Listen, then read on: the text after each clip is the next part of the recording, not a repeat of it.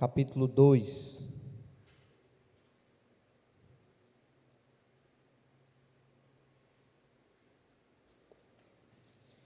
Esse é um capítulo bem extenso, nós vamos fazer a leitura de todo o capítulo.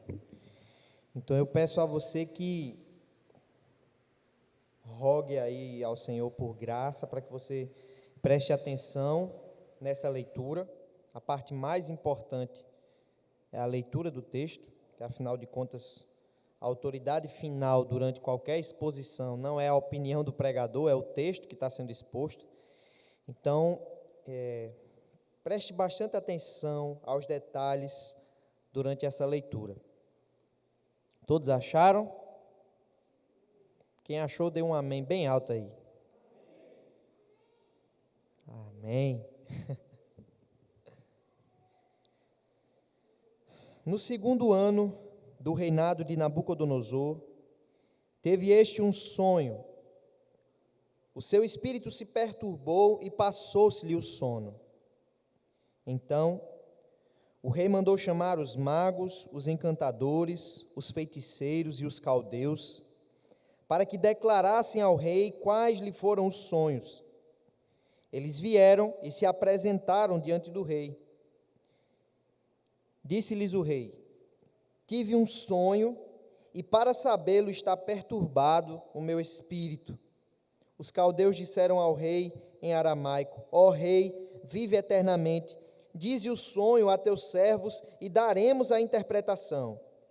Respondeu o rei e disse aos caldeus: uma coisa é certa, se não me fizerdes saber o sonho e a sua interpretação, sereis despedaçados e as vossas casas serão feitas monturo. Mas se me declarardes o sonho e a sua interpretação, recebereis de mim dádivas, prêmios e grandes honras. Portanto, declarai-me o sonho e a sua interpretação.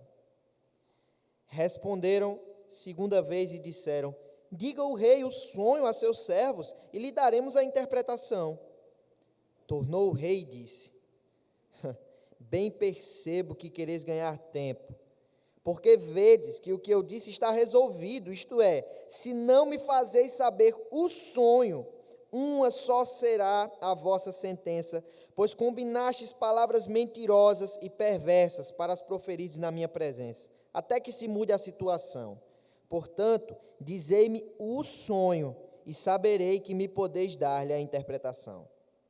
Responderam os caldeus na presença do rei e disseram: não há mortal sobre a terra que possa revelar o que o rei exige, pois jamais houve rei, por grande e poderoso que tivesse sido, que exigisse semelhante coisa de algum mago, encantador ou caldeu. A coisa que o rei exige é difícil, e ninguém há que a possa revelar diante do rei, senão os deuses, e estes não moram com os homens. Então o rei muito se irou e enfureceu, e ordenou que matassem a todos os sábios da Babilônia. Saiu o decreto, segundo o qual deviam ser mortos os sábios, e buscaram a Daniel e aos seus companheiros para que fossem mortos. Então Daniel falou, avisada e prudentemente, a Arioque, chefe da guarda do rei, que tinha saído para matar os sábios da Babilônia. E disse a Arioque, encarregado do rei: por que é tão severo o mandado do rei? Então Arioque explicou o caso a Daniel. Foi Daniel ter com o rei e lhe pediu designasse o tempo, e ele revelaria ao rei a interpretação. Então Daniel foi para casa e fez saber o caso a Ananias, Misael e Azarias, seus companheiros, para que pedissem misericórdia ao Deus do céu sobre esse mistério, a fim de que Daniel e seus companheiros não perecessem com o resto dos sábios da Babilônia. Então foi revelado o mistério a Daniel numa visão de noite. Daniel bendisse o Deus do céu. Disse Daniel: seja bendito o nome de Deus, de eternidade a eternidade, porque dele é a sabedoria e o poder.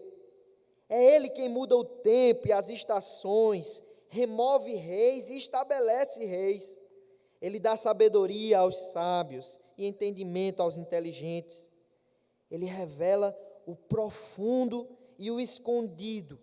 Conhece o que está em trevas e com ele mora a luz.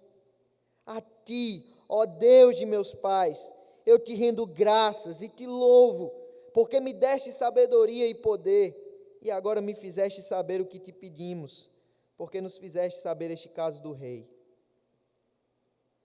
Por isso, Daniel foi ter com Arioque, ao qual o rei tinha constituído para exterminar os sábios da Babilônia. Entrou e lhe disse: não mates os sábios da Babilônia, introduze-me na presença do rei, e revelarei ao rei a interpretação. Então Arioque depressa introduziu Daniel na presença do rei e lhe disse: achei um dentre os filhos dos cativos de Judá, o qual revelará ao rei a interpretação. Respondeu o rei e disse a Daniel, cujo nome era Beltesazar: podes tu fazer-me saber o que vi no sonho e a sua interpretação? Respondeu Daniel na presença do rei e disse: o mistério que o rei exige, nem encantadores, nem magos, nem astrólogos o podem revelar ao rei. Mas há um Deus no céu, o qual revela os mistérios, pois fez saber ao rei Nabucodonosor o que há de ser nos últimos dias. O teu sonho e as visões da tua cabeça, quando estavas no teu leito, são estas. Estando tu, ó rei, no teu leito, surgiram-te pensamentos a respeito do que há de ser depois disto. Aquele, pois, que revela mistérios, te revelou o que há de ser. E a mim me foi revelado este mistério, não porque haja em mim mais sabedoria do que em todos os viventes, mas para que a interpretação se fizesse saber ao rei, e para que entendesses as cogitações de tua mente. Tu, ó rei, estavas vendo, e eis aqui uma grande estátua. Esta que era imensa e de extraordinário esplendor, estava em pé diante de ti, e a sua aparência era terrível. A cabeça era de fino ouro, o peito e os braços de prata, e o ventre e os quadris de bronze. As pernas de ferro, os pés em parte de ferro e em parte de barro. Quando estavas olhando, uma pedra foi cortada, sem auxílio de mãos, feriu a estátua nos pés de ferro e de barro e os esmiuçou. Então foi juntamente esmiuçado o ferro, o barro, o bronze, a prata e o ouro, os quais se fizeram como a palha das eiras no estio. E o vento os levou, e deles não se viram mais vestígios. Mas a pedra que feriu a estátua se tornou em grande montanha, que encheu toda a terra. Este é o sonho, e também a sua interpretação diremos ao rei.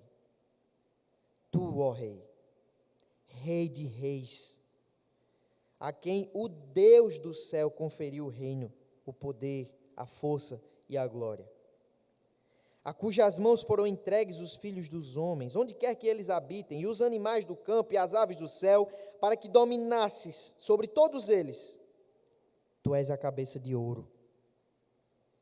Depois de ti se levantará outro reino, inferior ao teu, e um terceiro reino de bronze, o qual terá domínio sobre toda a terra. O quarto reino será forte como ferro, pois o ferro a tudo quebra e esmiuça. Como o ferro quebra todas as coisas, assim ele fará em pedaços e esmiuçará. Quanto ao que viste dos pés e dos artelhos, em parte de barro de oleiro e em parte de ferro, será esse um reino dividido, contudo haverá nele alguma coisa da firmeza do ferro, pois que viste o ferro misturado com barro de lodo. Como os artelhos dos pés eram em parte de ferro e em parte de barro, assim, por uma parte o reino será forte e por outra será frágil. Quanto ao que viste do ferro misturado com barro de lodo, misturar-se-ão mediante casamento, mas não se ligarão um ao outro, assim como o ferro não se mistura com o barro. Mas nos dias destes reis, o Deus do céu suscitará um reino que não será jamais destruído. Este reino não passará a outro povo. Esmiuçará e consumirá todos estes reinos, mas ele mesmo subsistirá para sempre. Como viste que do monte foi cortada uma pedra, sem auxílio de mãos, e ela esmiuçou o ferro, o bronze, o barro, a prata e o ouro. O grande Deus fez saber ao rei o que há de ser futuramente. Certo é o sonho e fiel a sua interpretação.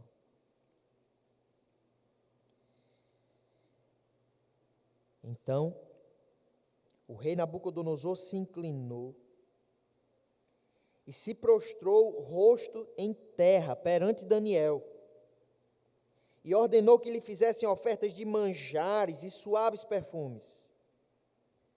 Disse o rei a Daniel: certamente o vosso Deus é o Deus dos deuses e o Senhor dos reis e o revelador de mistérios, pois pudeste revelar este mistério.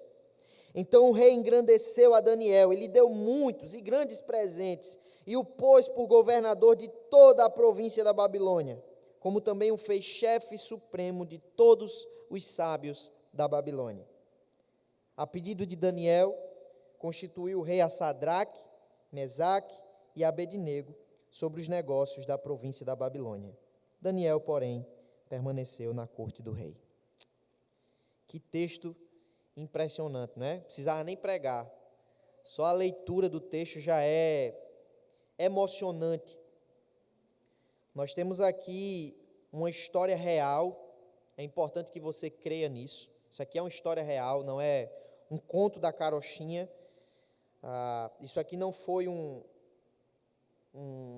uma história inventada por um grande dramaturgo. Não, isso aqui é uma história real. E essa história trata de um personagem que não era qualquer pessoa na sua época, mas era o rei do mundo da sua época. Nabucodonosor, a maior autoridade política daquela época. E esse texto trata de outro personagem, um jovem judeu cativo que foi levado para a Babilônia como escravo, tirado do meio do seu povo e que não tinha qualquer tipo de perspectiva de grandeza, de realização de sonhos. E esse jovem jamais imaginaria que um dia veria o rei do mundo prostrado ante os seus pés. Daniel jamais imaginou que isso fosse acontecer um dia.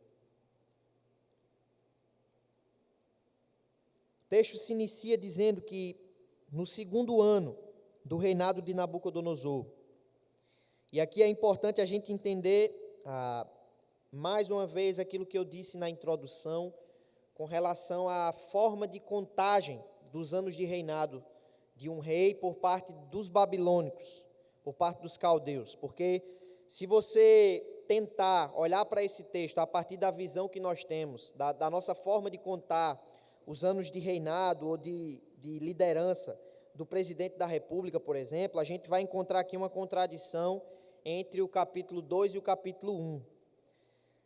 Eu já mostrei que se você for contar dessa forma, no capítulo 1 há uma aparente contradição entre Daniel e Jeremias, porque enquanto Jeremias diz que a Babilônia invadiu o povo no 4º ano de Jeoaquim, Daniel vai dizer logo no versículo 1 do capítulo 1 que isso aconteceu no 3º ano de Jeoaquim.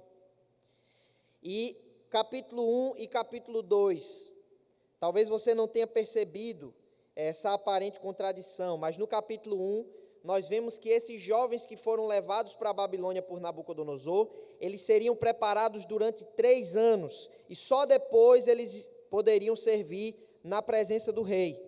Só que aqui nós temos no capítulo 2, Daniel já estando preparado, e o texto se inicia dizendo que isso aconteceu no 2º ano de Nabucodonosor.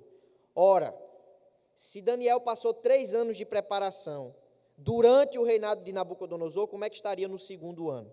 Deveria estar no 3º, não é verdade? Mas a forma como os babilônicos contavam os anos de reinado de um rei era a partir do 2º ano, depois do ano da ascensão.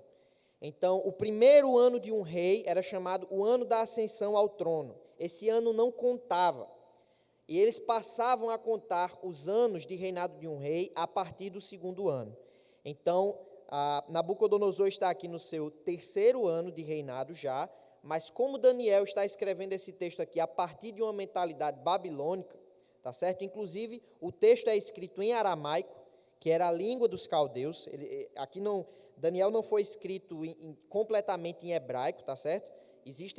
A primeira parte de Daniel é inteiramente escrita em aramaico, e ele vai colocar aqui essa datação segundo a mentalidade dos caldeus. Isso é importante porque você pode encontrar aí no decorrer da sua vida algum liberal que vai encontrar essa contradição aqui. Só que aí você diz para ele, não, você está defendendo isso porque você não estudou. Vai estudar mais um pouco de cultura, que você vai entender que a cultura dos babilônicos utilizava esse tipo de datação.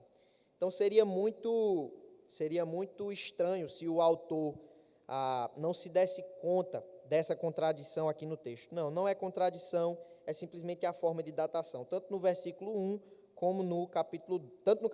versículo 1, como no capítulo 2, nesse primeiro versículo também. No 2º ano do reinado de Nabucodonosor, o rei teve um sonho, e o espírito dele ficou perturbado, e ele perdeu o sono. Nós temos aqui diante de nós a revelação da fragilidade do ser humano, seja ele quem for. Muitas vezes nós admiramos pessoas que têm muito poder, muito dinheiro, muita fama, e às vezes a gente acha que se nós tivéssemos a fama, o dinheiro, o poder dessas pessoas, as nossas fraquezas, as nossas frustrações, elas não existiriam. A gente acha que quanto mais poderoso é o político, quanto mais importante é a pessoa, quanto mais dinheiro ela tem, quanto mais fama ela tem, mais imune ela está ao sofrimento, aos medos, e isso não é verdade. Quando a gente olha para a história, a gente percebe que todos os grandes ditadores, eles eram pessoas extremamente complexadas. Eles tinham medo de perder o poder o tempo inteiro e não confiavam em ninguém. E isso é algo interessante porque mais na frente, Daniel vai dizer que o rei estava preocupado com as coisas que se seguiriam, com as coisas que viriam depois. Ele havia conquistado os maiores reinos daquela época. A Babilônia era o império mais poderoso daquela época. Nabucodonosor estava numa posição em que qualquer ordem que ele desse era cumprida imediatamente, mas a gente vê aqui um homem perdendo noite de sono e desesperado. A gente vê a fragilidade dele. Tenha muito cuidado com a forma como você tende a olhar para as pessoas, para outros seres humanos, por causa do cargo que elas ocupam, do poder que elas têm, da fama que elas têm, do dinheiro que elas têm. Porque quando a luz se apaga, quando o show termina, você tem simplesmente ali um ser humano cheio de frustrações, cheio de medos, cheio de pecados, cheio de fraquezas, envolto por decepções, igualzinho a você. E não há nada que possa destruir, não há nada que possa tirar de nós essa fragilidade. Até mesmo os homens mais poderosos, eles morrem de medo, A gente vê aqui o rei, por causa de um sonho, uma coisa tão simples, né? Algo que a gente tem todo dia, basicamente. A gente dorme e sonha. E nessa época aqui, os sonhos, eles eram tratados como contendo presságios Não eram todos os sonhos que eram considerados como presságios, mas nessa época, nessas culturas antigas, inclusive na própria Escritura, você vê muitas vezes Deus se comunicando com as pessoas através de sonhos, como no caso de José. Lembram de José? José tinha constantemente alguns sonhos e ele contava esses sonhos para os seus irmãos, e os seus irmãos ficaram com raiva desses sonhos, porque o significado que estava por trás, a interpretação que estava por trás, machucava, feria eles, e o sonho tinha esse poder de presságio, era assim considerado. Alguns acreditam que isso ainda é possível hoje, que ainda hoje Deus se comunica conosco através de sonhos, mas esse não é o tema da nossa discussão. Mas é certo que nessa época o sonho era tratado como algo muito importante, principalmente quando era um sonho incomum, quando era algo extraordinário que era visualizado durante o sono. Então Nabucodonosor ele fica com muito medo, ele fica tentando entender a interpretação daquele sonho.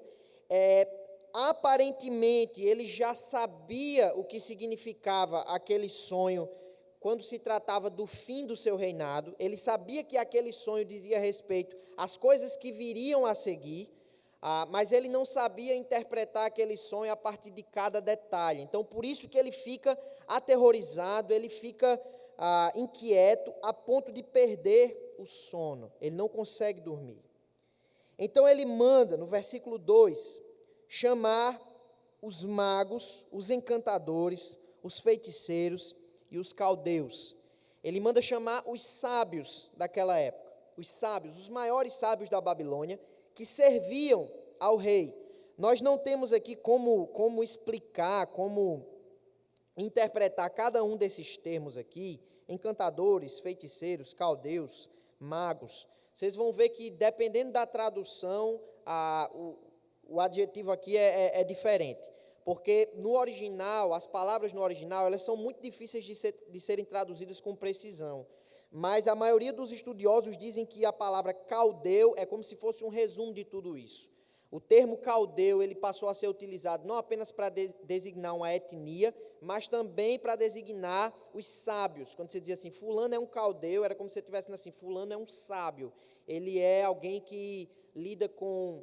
E nessa época aqui, a magia, a astrologia, o conhecimento do ocultismo e a ciência estavam interligados. Então, essas pessoas eram consideradas sábias porque elas tinham conhecimento daquilo que é oculto, inclusive das ciências naturais. Então, havia uma mistura nessa época, não havia essa divisão entre o que era espiritual e o que era físico. Para eles, tudo estava interligado. Então, o rei manda chamar todos os mais capacitados e ele diz, tragam eles à minha presença. E o rei diz para eles, eu tive um sonho e eu preciso saber esse sonho, porque o meu coração está perturbado, o meu espírito está perturbado. Isso é interessante, que era algo tão dramático para ele, que ele coloca diante dos sábios a sua fragilidade.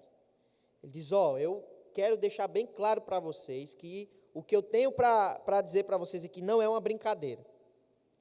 Eu estou perturbado, eu realmente estou com o espírito angustiado, perturbado, e eu preciso que vocês me digam o sonho e a interpretação. O rei sabia que aqueles caldeus, eles poderiam inventar algum tipo de interpretação ali daquele sonho. Ele sabia que eles poderiam errar. E eles erravam muitas vezes, né? Eles erravam. Determinado sonho, não vai acontecer isso, isso e aquilo. E não acontecia. Então o rei tem uma ideia e diz assim, eu não quero que vocês me deem somente a interpretação do sonho, mas eu quero que vocês adivinhem qual foi o sonho que eu tive. E aí vocês dão a interpretação. E aí, eles ficam desesperados, né? Imagina só, se eu chegasse para você agora e dissesse assim, me diga o que eu sonhei ontem à noite. Você vai ter que dizer.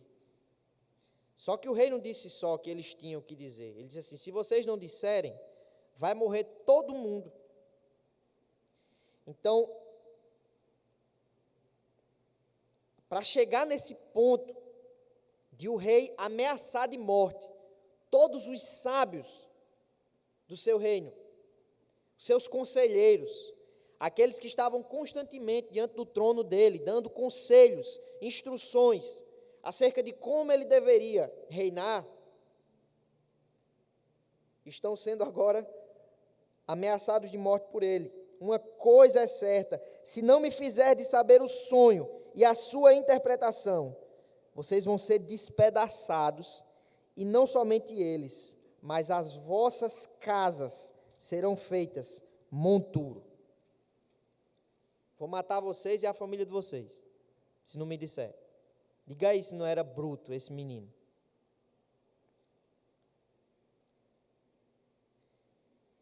E eles dizem: diga o rei o sonho a seus servos, e nós vamos lhe dar a interpretação. Acredite em nós, a gente vai lhe dar a interpretação. Diga o sonho. E o rei diz assim: já estou entendendo o que está acontecendo. Versículo 8. Vocês estão querendo ganhar tempo, porque vocês já ouviram o que eu falei. É algo certo. Se vocês não me derem o sonho e a interpretação, vocês vão morrer. Vocês estão querendo ganhar tempo. E sabe por quê? Porque vocês se juntaram e combinaram aí um monte de palavras mentirosas para proferir na minha presença. Ele já estava desconfiado.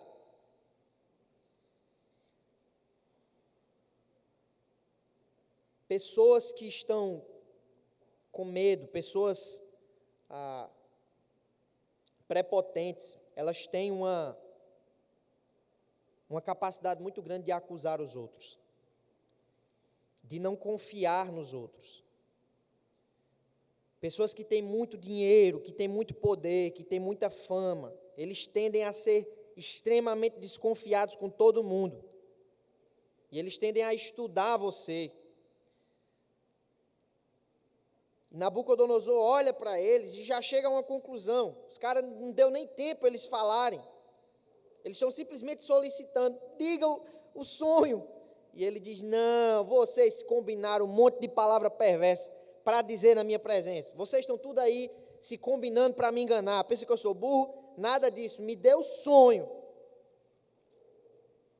Eu imagino o desespero daqueles homens. Se eu estivesse no lugar deles, cada um olhando para o outro: e agora o que é que a gente vai fazer? Não tem como é que a gente vai descobrir o que ele sonhou? Esse homem está louco.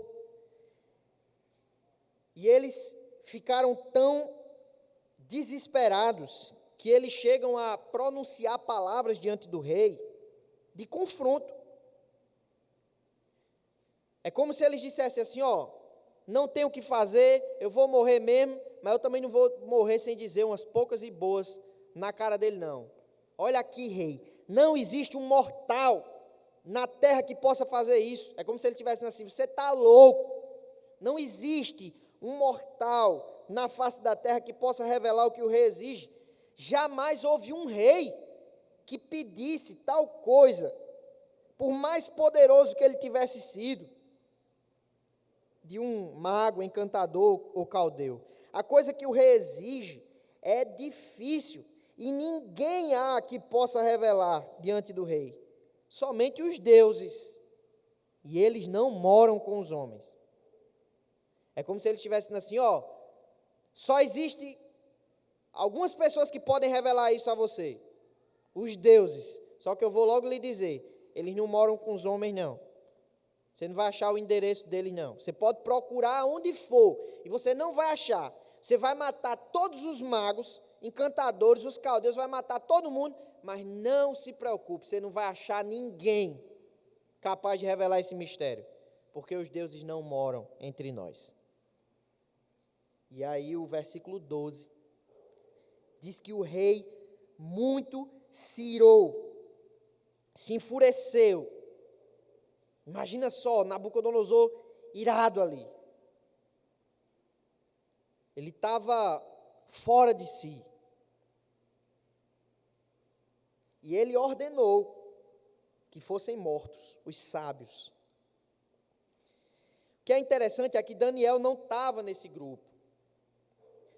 Porque até então Daniel era um sábio, mas é como se ele fosse um sábio ali do segundo escalão, porque ele não era caldeu, ele era judeu. Então ele era um sábio ali, em última instância, se só tivesse ele, aí ele ia ser consultado. Só que o coitado recebeu a culpa sem ter feito nada. E quando Arioque, o chefe da guarda, vai em busca dos sábios para matarem ele, ele também vai buscar Daniel e os companheiros de Daniel, para que eles fossem mortos. Porque o rei exigiu que todos, era para matar todos. Aonde você souber que tem um mago, um sábio aí, manda matar, eu não quero mais. Porque eles são inúteis. Se fosse você, o que é que você faria?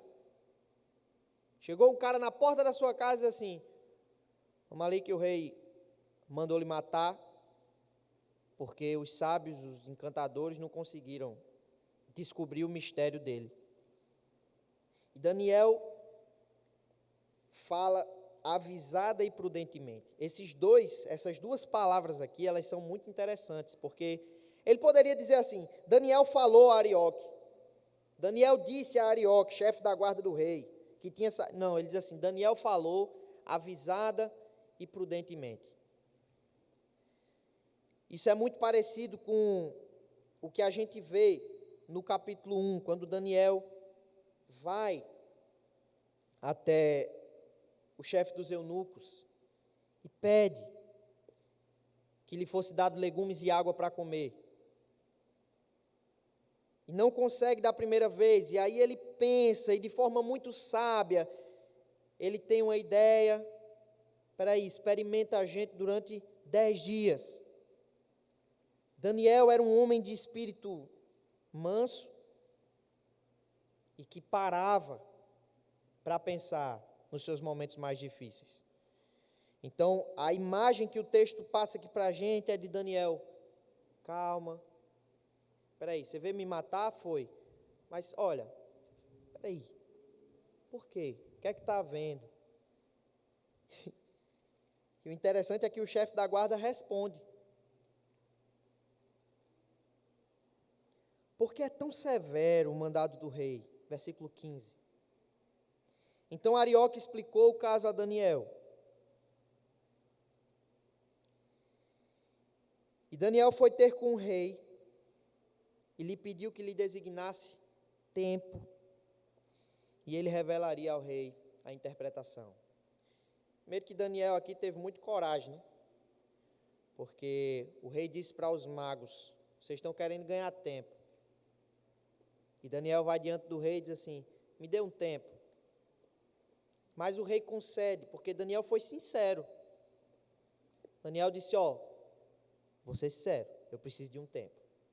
Me dê um tempo. E aceitou o desafio de saber o sonho e a interpretação. Isso se chama fé.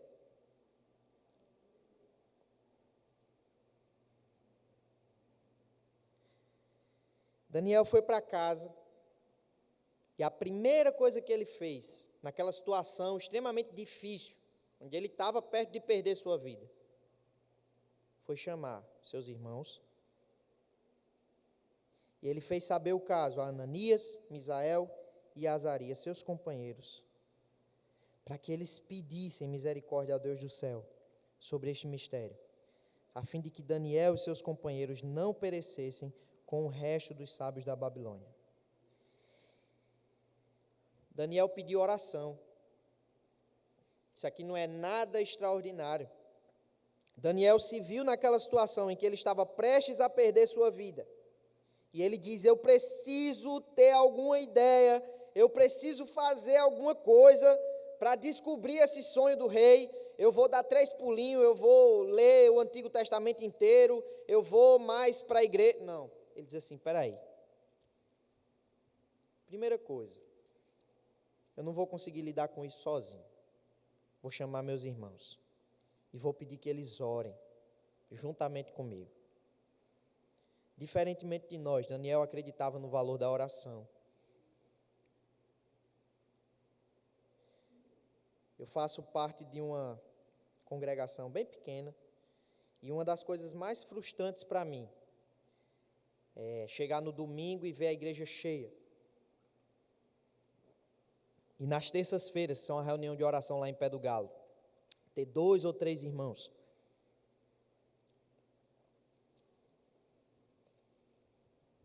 Porque os outros encontraram coisas melhores para fazer.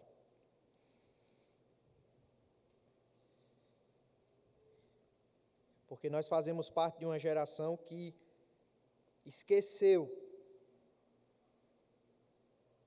que as maiores batalhas da Escritura foram vencidas com oração. Porque nós somos frágeis demais. E muitas vezes na sua vida vão se levantar situações em que você vai se ver igualzinho a Daniel, igualzinho a Nabucodonosor, igualzinho aos magos, encantadores e caldeus. Vai dizer assim: eu não sei o que fazer, meu amigo. Não tenho o que fazer, é impossível.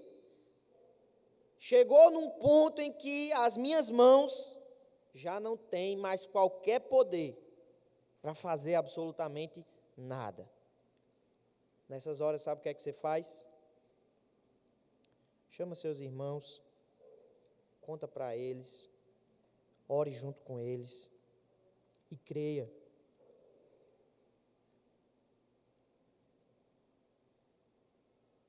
Ele pediu misericórdia para que Deus revelasse esse mistério. Foi uma oração específica.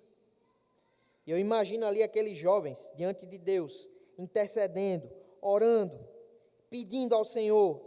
O texto não diz quanto tempo eles oraram, mas talvez tenham sido horas, talvez tenham sido dias de intercessão, de luta diante de Deus. Meus irmãos, isso aqui aos olhos do mundo é mentira, é loucura, mas foi algo que realmente aconteceu. Esses jovens estavam ali juntos, orando e pedindo algo impossível a Deus, porque eles criam que Deus podia conceder.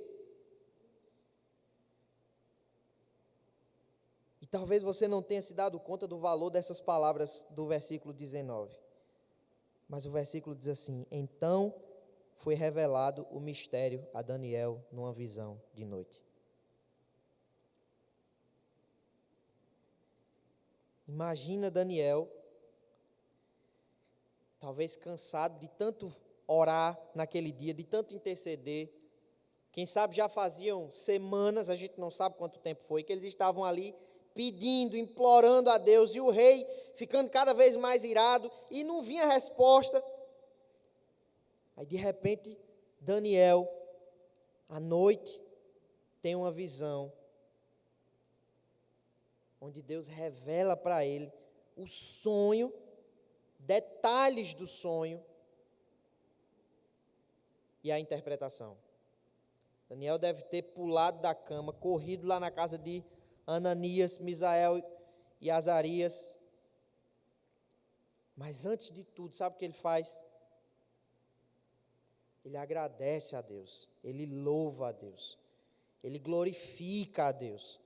Antes de fazer qualquer coisa, Daniel bendiz a ele.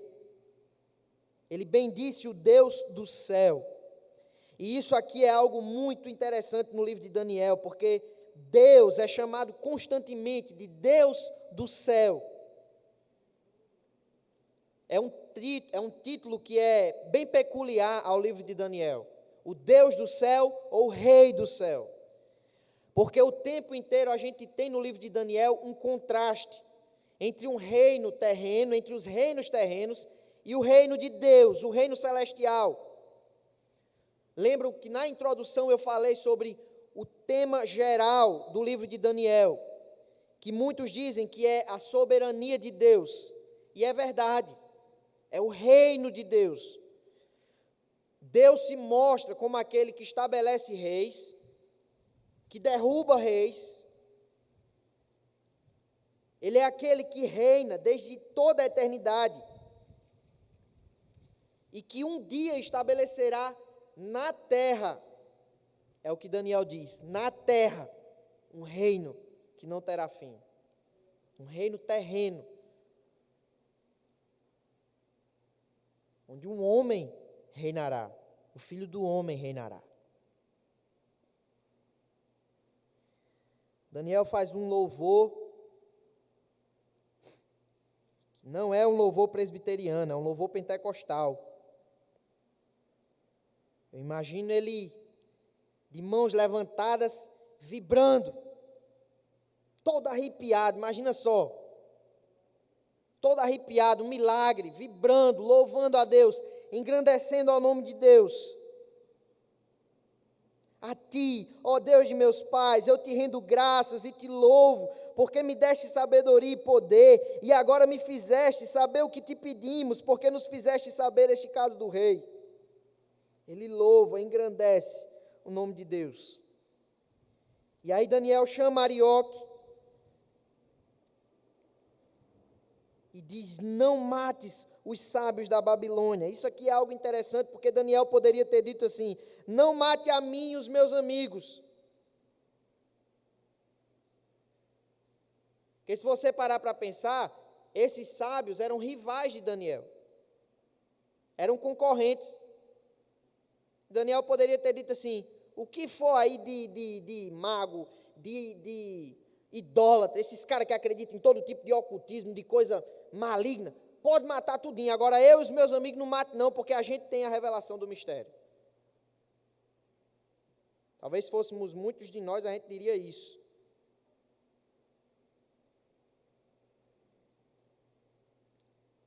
Mas Daniel exerce misericórdia com esses homens.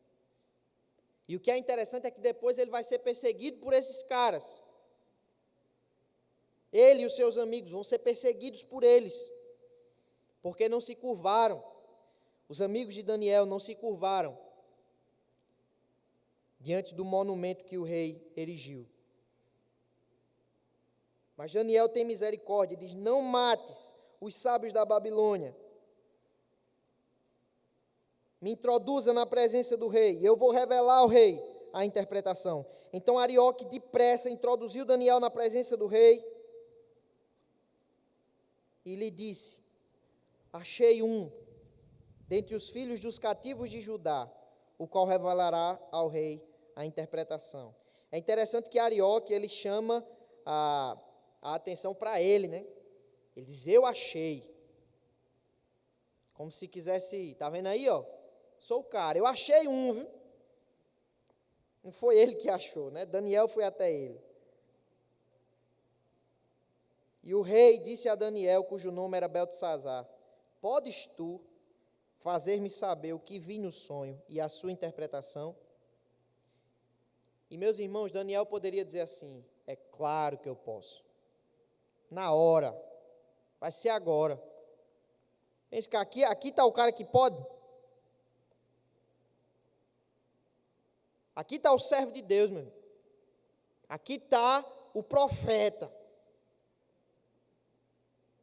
Aqui está o cara que tem capacidade, porque eu oro 3 vezes ao dia e Deus sempre atende às minhas orações.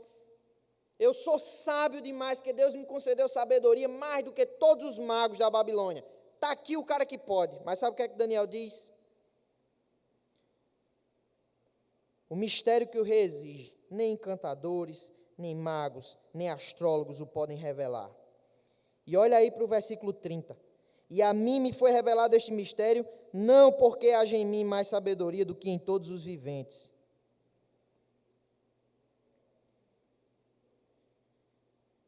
Meu irmão, toda e qualquer promoção humana que se baseia naquilo que Deus lhe concede de graça é maligna.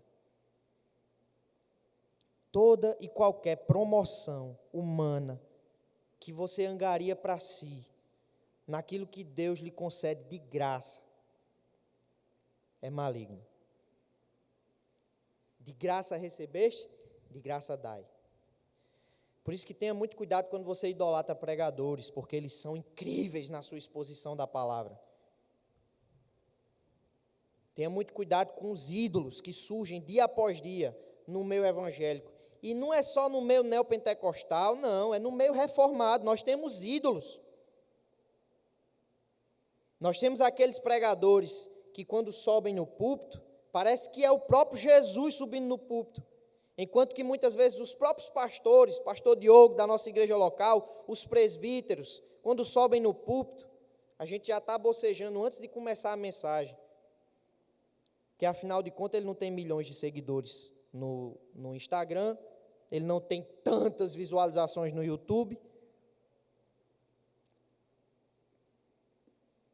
Mas quando vem um pregador que a gente idolatra, aí tudo o que o cara diz vira poesia.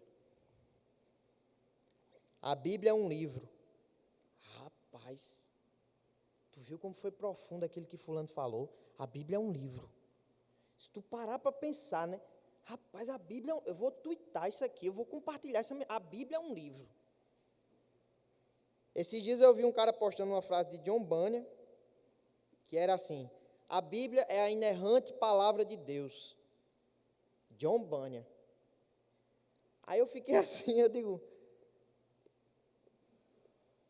rapaz, foi John Bunyan que disse isso? Não, foi o apóstolo Paulo. Mas porque se você botar Paulo, não é muito legal não. Agora, se você botar John Bunyan, uma coisa óbvia, aquela coisa óbvia se torna poesia, porque foi ele que disse. E nós estamos vivendo uma geração de pessoas que a cada dia têm buscado cada vez mais lucros, fama, visibilidade, por causa daquilo que Deus lhe concedeu de graça. Se você é um grande pregador, não é errado você reconhecer.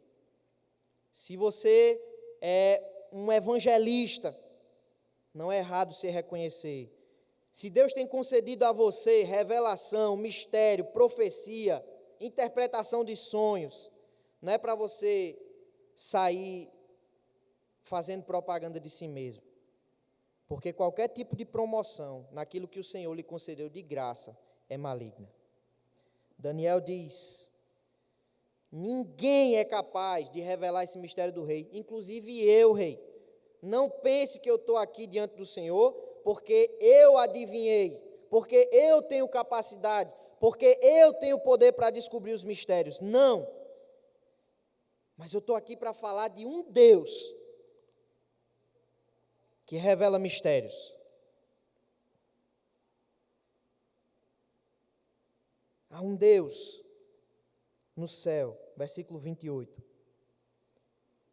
Há um Deus no céu. Há um Deus no céu.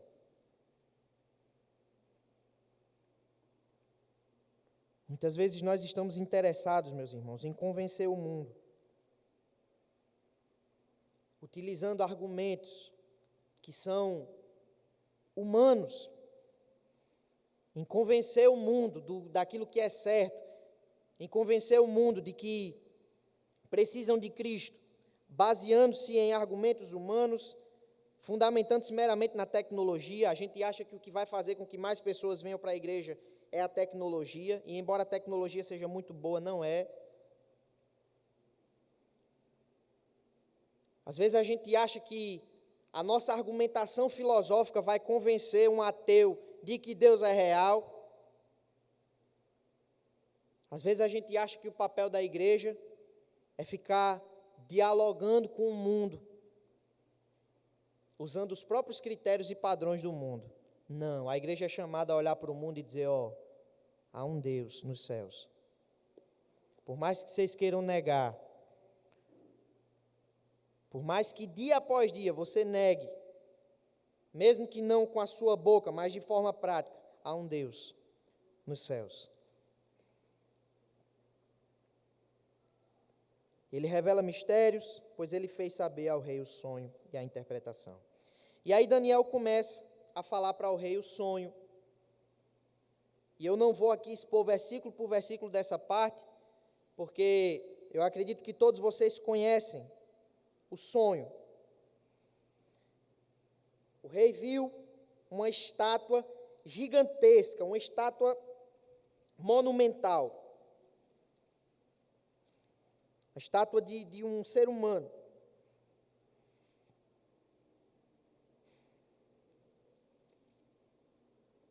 E essa estátua ela era dividida em alguns materiais, segundo os quais ela foi construída. Ela tinha uma cabeça de fino ouro. Eu queria que você visualizasse isso na sua mente aí. Imagina só Nabucodonosor diante de uma estátua gigantesca, algo realmente extraordinário, é a linguagem que o texto usa. Não é só que ela era muito grande, ela era gigantesca.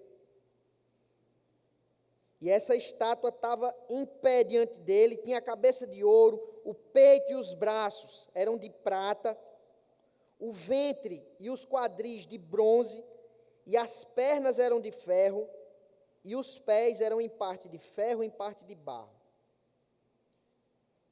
Essa estátua gigantesca, cabeça de ouro, os ombros ali de prata, o ventre e os quadris de bronze, as pernas de ferro e os pés em parte de ferro e em parte de barro. E você está ali contemplando a grandeza daquele monumento. E diante daquilo ali você não passa de um verme, de um inseto, porque é realmente algo muito grande. E talvez você pensasse, ninguém é capaz de destruir esse monumento. Homem nenhum é capaz de derrubar um monumento como esse. Mas de repente, enquanto você estava olhando, uma pedra foi cortada, e o texto não diz de onde essa pedra foi cortada, mas surge uma pedra que foi cortada sem o auxílio de mãos, sem que houvesse contribuição humana. Não foi uma pedra produzida pelo homem, não veio do homem. E essa pedrinha vai rolando e bate nos pés daquela estátua. E esmiuçou os pés da estátua. E aí foi juntamente esmiuçado o ferro, o barro, o bronze, a prata, o ouro. A estátua desabou, e o que é interessante é que o texto diz que ela se tornou como que a palha no estio, e não teve sequer mais vestígio daquela estátua. Não sobraram sequer pedaços, ela simplesmente desapareceu. Uma pedrinha pequena, cortada, sem auxílio de mãos humanas, bateu nos pés, derrubou, destruiu, a ponto de não haver sequer vestígio daquele monumento gigantesco. Mas a pedra que feriu a estátua, ela começou a crescer. E ela se tornou uma grande montanha que encheu toda a terra.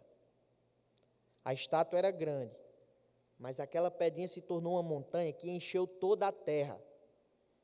Não havia mais espaço fora dela. Ela encheu toda a terra, ela foi crescendo, se tornou uma montanha gigantesca. Esse foi o sonho. Eu também ficaria preocupado se eu tivesse um sonho desse. Talvez ele estivesse tendo esse sonho repetidamente. E aí Daniel diz, agora eu vou lhe dar a interpretação. Tu, ó rei, que és um rei de reis, a quem o Deus do céu conferiu o reino. Daniel diz logo assim, quem lhe deu o reino foi o meu Deus, foi o Deus do céu. O poder, a força e a glória, a cujas mãos foram entregues os filhos dos homens, onde quer que eles habitem, os animais do campo e as aves do céu, para que dominasse sobre todos eles. Você é a cabeça de ouro. Isso aqui, irmão, já é pretensão demais, porque no fim da história a cabeça de ouro foi esmiuçada, foi destruída. Daniel está dizendo, você é a cabeça de ouro. Logo de início ele diz assim, você vai ser destruído. Seu reino não é eterno. Seu reino vai passar. Por mais que você seja de ouro, por mais que você seja esse rei grandioso, tenha tanto domínio. E depois de ti se levantará outro reino, e ele vai ser inferior ao seu. Você dizer isso aqui para um rei era algo difícil, porque um rei sempre espera que o seu reino cresça, e de acordo com a sua descendência, se expanda mais e mais. E Daniel diz, o seu reino, ele vai ser sucedido, e o que virá depois é menor que o seu. É menos poderoso do que o seu, é inferior ao seu. Depois se levantará um terceiro, de bronze, e ele terá domínio sobre toda a terra, semelhante a Nabucodonosor. O quarto reino será forte como ferro, pois o ferro a tudo quebra e esmiuça. Como o ferro quebra todas as coisas, assim ele fará em pedaços e esmiuçará. E aí ele diz que os pés de barro e de ferro indicariam que esse reino, o quarto, ele seria um reino forte, mas ao mesmo tempo ele teria um elemento de fragilidade. E esse elemento de fragilidade seria a sua divisão. Ele seria um reino dividido. E esse reino tentaria reconciliações, tentaria se unificar a partir de casamentos. Qual é a ideia aqui? Um reino no Oriente e um reino no Ocidente, que vivem brigando, um tentando dominar o outro, e aí de repente eles dizem, peraí, vamos parar de briga, vamos se unir, você casa com a minha filha, eu caso com a sua, a gente mistura as famílias, vamos ser todos uma só família, só que não resolvia. Continuava sendo dividido. Isso era uma estratégia muito comum entre reinos divididos daquela época. Para se celebrar uma união, aí eles mandavam, uma filha mandava para lá, a filha mandava para cá, casava com o filho, misturavam as famílias e diziam, pronto, agora somos todos uma só família, estamos unidos. Gustavo, que é historiador, sabe que isso se repetiu muito durante a história, mas muitas vezes isso não funciona. Irmãos, quais são esses reinos? O reino que sucede o Império Babilônico foi o reino Medo-Persa, o Império Medo-Persa. Você já vai ver esse reino no livro de Daniel. O rei Ciro, que era um rei persa, sucedeu Nabucodonosor nesse Império Medo-Persa. E embora Ciro seja apresentado como o cabeça, sendo um persa, mas você vê no próprio livro de Daniel, quando ele diz assim, de acordo com a lei dos medos e dos persas. Os medos e os persas estavam unidos nesse único reino. Após o reino Medo-Persa, você tem a ascensão de um homem chamado Alexandre, o Grande. E Alexandre, creio que muitos de vocês conhecem a história dele. Alexandre era um homem não apenas preparado do ponto de vista militar, ele não tinha meramente conhecimento militar, mas ele era um homem extremamente sábio. Ele foi discípulo de Platão, por exemplo. Pouca gente sabe disso, mas ele foi discípulo de Platão, um dos filósofos mais importantes da história. E Alexandre, ele domina o mundo da sua época, o Império Grego. É por isso que quando você chega no Novo Testamento, você vê a língua daquela época, a língua universal era o grego. E o próprio Império Romano é chamado de Império Greco-Romano, porque a influência da cultura grega nunca mais foi extirpada do mundo. Até hoje, nós temos uma influência muito grande da cultura grega. A nossa forma de pensar é uma forma de pensar grega. Porque jamais se conseguiu extirpar. De tão grande foi o reino. Esse era o reino de bronze. Um reino que realmente se encheu por toda a terra. Após o reino de Alexandre o Grande, você tem várias divisões que vão surgindo. Quando ele morre, ele divide o reino para os seus 4 generais. E eles daqui a pouco começam a guerrear entre si. E esse número vai diminuindo, ao ponto que você tem um reino do Oriente e um reino do Ocidente, que vai se perpetrar até a ascensão do Império Romano e a queda do Império Romano. E esse reino do Oriente e do Ocidente, eles vão estar sempre brigando, eles vão estar sempre lutando, e vão tentar reconciliação a partir de casamentos, mas não dá certo.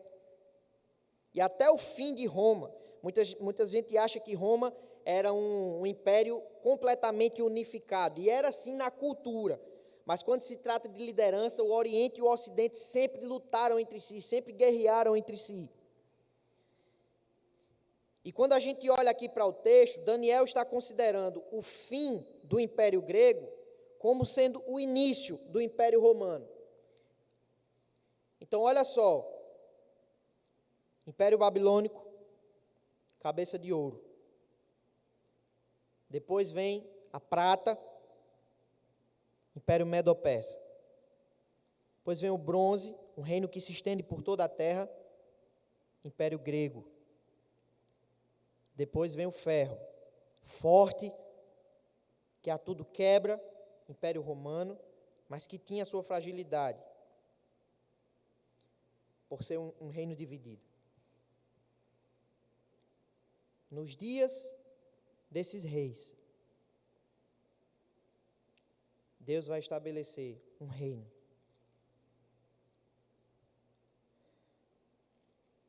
Nos dias desses reis, versículo 44, Deus, o Deus do céu, suscitará um reino que não será jamais destruído.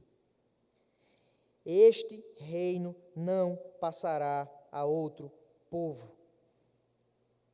Esmiuçará e consumirá todos estes reinos, mas ele mesmo subsistirá para sempre. Como viste que do monte foi cortada uma pedra, sem auxílio de mãos. E veja que Daniel, ele deixa claro essa parte do sonho, essa característica. Ele diz assim, sem auxílio de mãos. Isso aqui é importante para o que virá. Não foi homem, não foi carne, não foi sangue que providenciou essa pedrinha. Sem auxílio de mãos, e ela esmiuçou o ferro, o bronze, o barro, a prata. O grande Deus fez saber ao rei o que há de ser futuramente. Certo é o sonho e fiel a sua interpretação.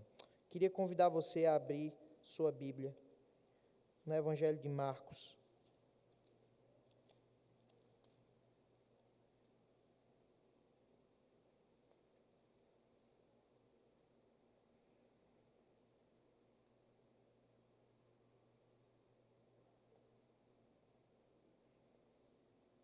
Capítulo 1.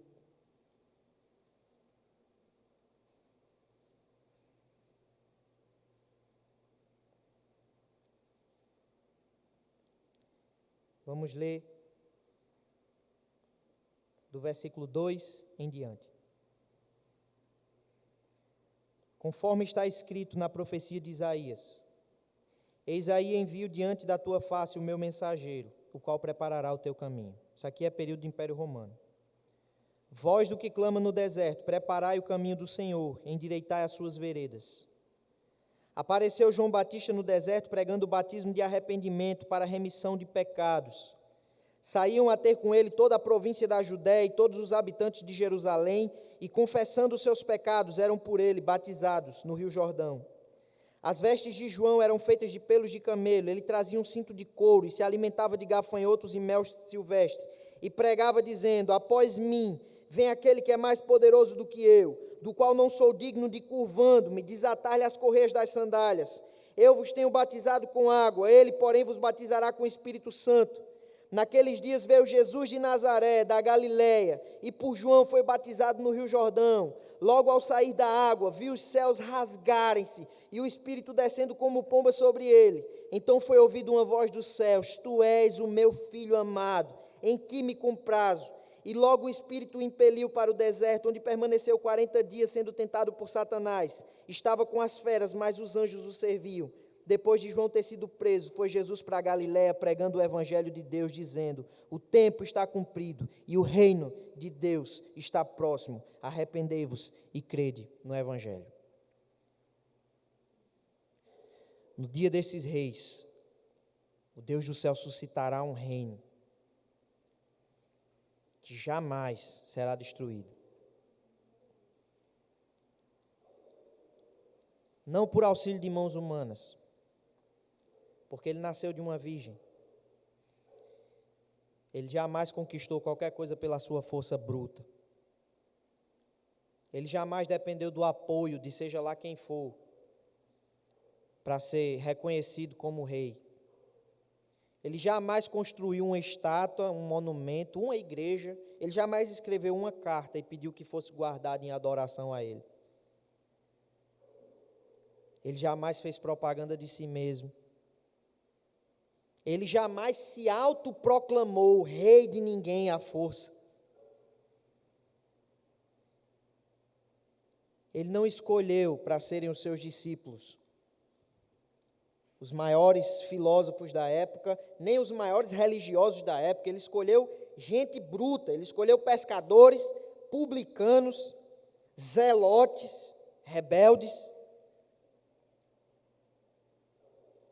E ele ia de cidade em cidade, pregando o evangelho, sem ter onde repousar a cabeça.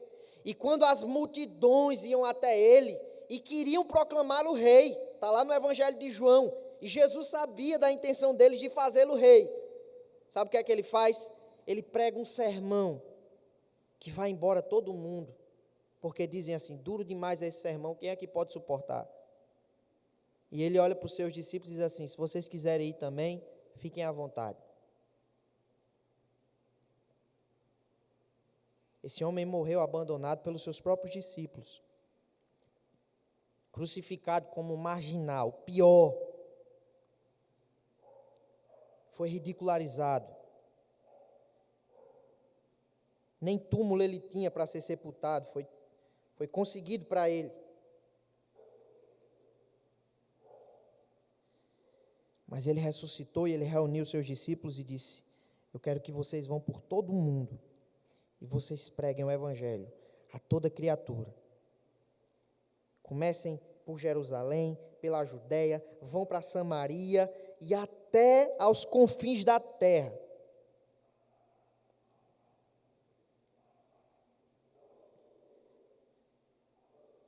Esses crentes foram perseguidos, apanharam, açoitados, foram perseguidos pelo povo judeu, depois foram perseguidos pelo império, eram queimados, eram jogados em coliseus para serem devorados por leões, colocados em estacas por Nero para serem incendiados e iluminarem as ruas de Roma, porque receberam a culpa de um incêndio que foi causado pela própria loucura do imperador. Eram considerados canibais, incestuosos, porque chamavam uns aos outros de irmãos. O marido chamava a mulher de irmã. Que conversa é essa? Vocês são casados sendo irmãos? Suas reuniões eram escondidas, eles diziam que comiam a carne e o sangue de Cristo, eram acusados de canibalismo. Eram a escória do mundo, o lixo do mundo, como Paulo diz em 2 Coríntios. Mas o que é interessante é que esse reino ia crescendo, ia crescendo, ia crescendo, a tal ponto que no 4º século, Constantino, que não era besta, percebe que o Império Romano se tornou cristão. E que ele já não tinha poder mais para lutar contra aquela igreja. E quando ele percebe que um camarada chamado Alexandre e um bispo chamado Ário começaram a discutir por causa da divindade de Cristo, e ia acontecer uma divisão na igreja, ele diz: espera aí, se acontecer uma divisão na igreja, acontece uma divisão no império. O imperador permite que o cristianismo seja uma religião aceitável, e o imperador romano convoca um concílio com a igreja para decidir uma questão acerca da divindade do Rei dos Reis.